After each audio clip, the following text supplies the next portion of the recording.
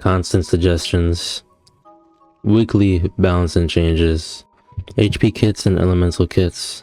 Even with all this, I still ask the question, are we too strong?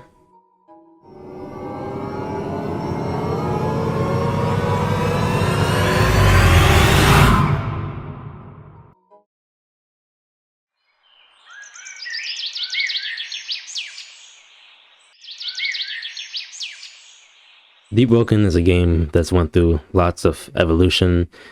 In the earlier portions, it being more simple, more just M1 based, you would do a lot more parry trades, but M1 damage was a thing that really gave most of your output. You know, just damage numbers that were completely out of control, heavy weapons doing insane damage, dragoons doing insane damage, like Supa's gun build was like among some of the most broken builds in the game. They just did a whole lot of M1 damage, but mantras definitely didn't play as much as a part as they do in the current meta, so it was a lot easier to avoid damage. I would say there were a lot of players who were very skilled at the parry system, being able to avoid damage from M1s pretty easily. If you do get hit by a mantra or two, they wouldn't be as detrimental to your HP bar as they are now. And I would also say that parrying in verse 1 was definitely easier than verse 2. You weren't punished as harshly for missing a parry either, so it wasn't like if you missed a parry you're gonna get put into a eclipse kick, stun lock, equalizer combo or anything like that. It wasn't guaranteed damage. You get hit and then you'll just recover on the next one, parry it again. Now, I'm not referencing verse 1 to say that the verse 1, I guess, power scaling, you could say, was weaker than verse 2's, because I don't think that's the truth. As I said, as you probably know if you played in the time, damage was still crazy in verse 1. But I think it was definitely a lot easier to avoid that damage, which is something that was pretty ironic of the verse 2 update.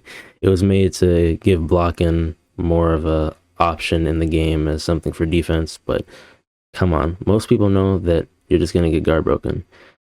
Maybe it's a skill issue, maybe it is, but I believe that verse 2 characters are stronger, not just because of damage, which I think damage has definitely risen, but accessibility and really options when you're playing the game. I think in verse 2, it's a lot harder to actually avoid damage. There's situations and instances in the game where you're literally guaranteed to get hit. If it's off a feint, if it's off a block, if it's off a guard break, if it's off a miss parry, if you get hit, most likely a lot of damage is coming your way.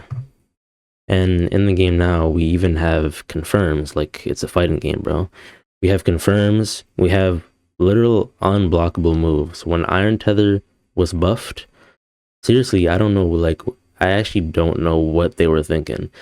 How did this game go from what it was in verse 1 to something that you actually had to use parry-based combat for? And to verse 2, bro, we're adding moves that you cannot parry.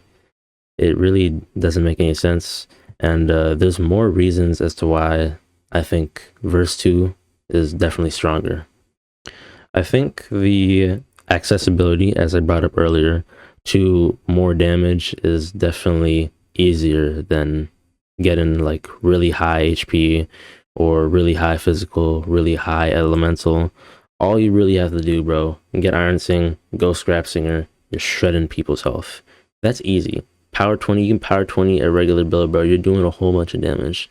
But to get a physical kit, to get an elemental kit, to get an HP kit, bro, to get all of those big defensive things so you don't take as much damage, bro, you have to farm in the depths, or farm Maestro, or farm Duke, or farm Primadon, or farm... It's a lot of farming, bro. It's a lot of min-maxing. Min-maxing is more difficult than getting to that damage point. So a lot of people literally just do not have that physical resistance. They don't have that elemental resistance. They don't have that HP. They literally cannot, bro. I can make a regular build like this one I have right here. I have the Prophet's Cloak on. I have 30% elemental and 34% physical. I have 10% physical for my Star Duster. I'm still taking like a bar of damage to like a purple cloud, bro. A purple cloud M1 and strong left. Literally, bro, that's doing a bar of my health, bro. Whole bar gone just off of that. It's just also, as I'm gonna say again, bro, it's so easy to get hit in this game. There are moves that you can maybe use off of feint, bro. It's like guaranteed. Literal confirms. I don't know if it's patched now, but people were doing like encircle and like that radiant move. Literally confirm, just like a bar confirm right out there. People make builds with literal stun lock combos, bro. People have combos in Deepwoken. Like that's something that like I really couldn't even fathom in verse 1.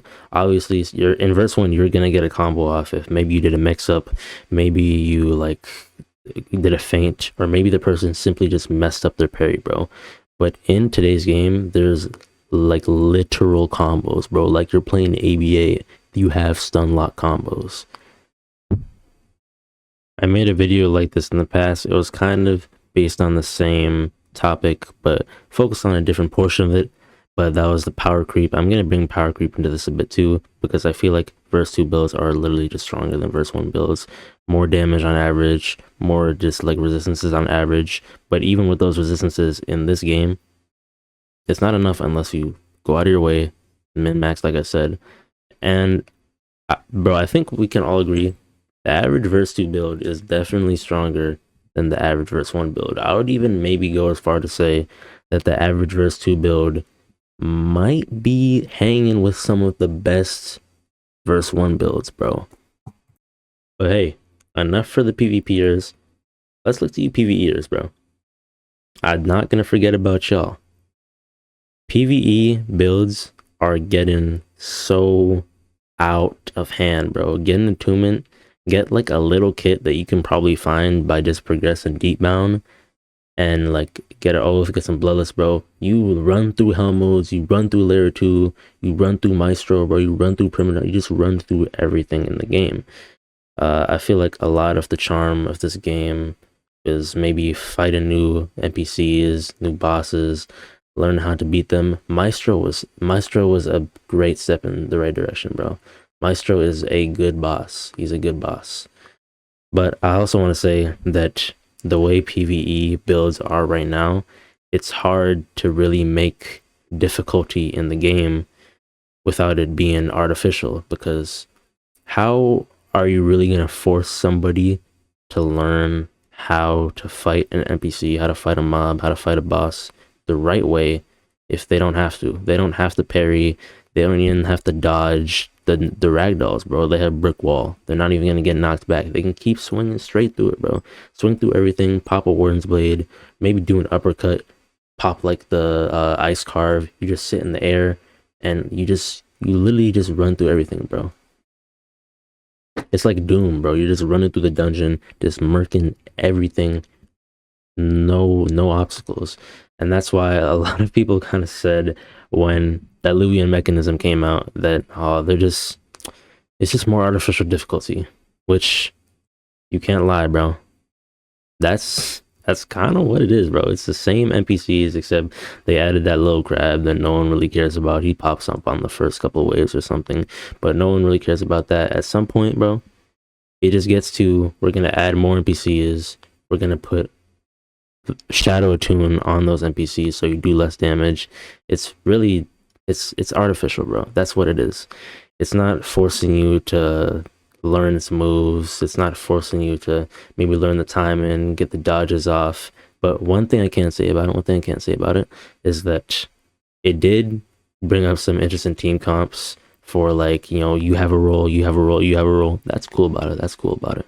But especially if you want to do something solo, bro, to be honest, that's kind of artificial, but that's the only way that they can make PvE difficult, because PvE builds are just so strong that even if something is new to someone, if it doesn't do enough damage, if it doesn't have enough crazy high health stats, then it won't be difficult. So that's really all they can do, because PvE builds, bro, PvE builds are way too strong, bro. They're way too strong. I'm not even a PvEer, and like I know it, bro. I can cook up like a average build and just do everything in the game. Like it's so easy. It's so easy. So to answer the original question, are we getting too strong in Deepwoken? I think the answer is yes, bro. Now, when it comes to PvP, some of y'all might just say skill issue, and hey, you might be right, but at the end of the day, it's just a theory, a Deepwoken theory. I'll see you in the next one. Peace out.